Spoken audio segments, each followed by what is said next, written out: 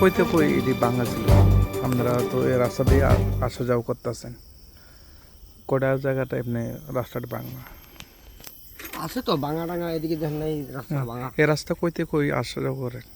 এই তো আমরা সোনপুর থেকে আসা যাওয়া করি। আসা যাওয়া করেন না?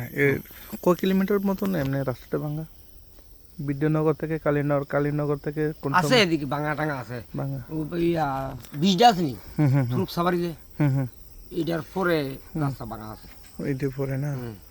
বর্তমানে প্রশাসনকে কি বলবেন? আপনারা তো এভাবে গ্রাম অঞ্চলে সেটা বিজনেস করে যাতে 2 টাকা পায়, ঠিক না?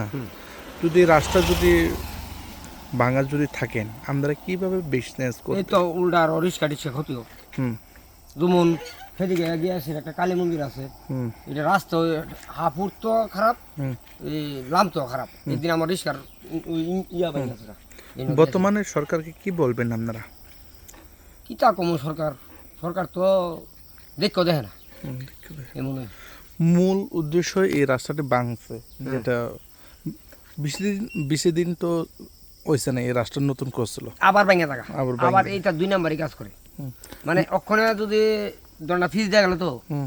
আবার দেখবেন বৃষ্টি আইলই কদিন বৃষ্টি আইব শেষ খারাপ হয়ে যায়। মূল উদ্দেশ্য হচ্ছে এখানে মাটিগুলি টানতেছে, তাই লাগে রাস্তাটি ভাঙতেছে নাকি? ফিসটা যে দে ফিসটা বালামতে ইয়ে করে দেয় না। হুম।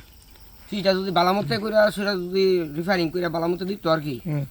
ওই আগের এই ময়লাটি শেষ কইরা তুলে রাস্তায় মতো অসংখ্য 2 টাকার টাকা দিতেছে ঠিকই, হুম। কিন্তু এটা কাজটা ওই উপরের থেকে কেলাম চেটে হাঁটা আছে না, এর দূরা দিলে আই এর দূরা। অসংখ্য ধন্যবাদ।